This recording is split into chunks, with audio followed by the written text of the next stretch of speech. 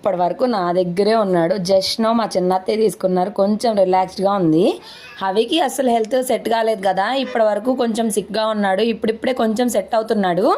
ఇంకా banana pan cake చేద్దాము, protein అయితే బాగా పెట్టమన్నారు. ఇంకా బనానాస్ విడిగా తినట్లేదు, ఎగ్స్ విడిగా తినట్లేదు. అందుకని బనానా పాన్ కేక్ చేద్దామని ట్రై చేశాను ఫస్ట్ టైము.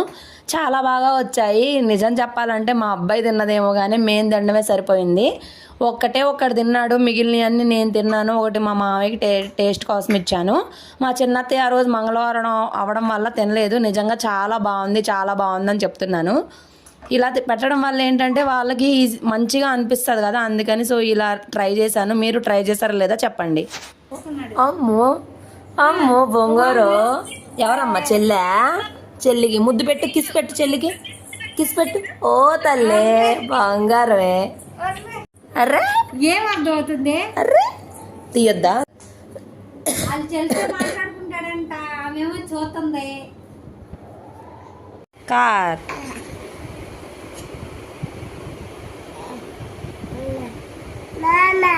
మా అమ్మ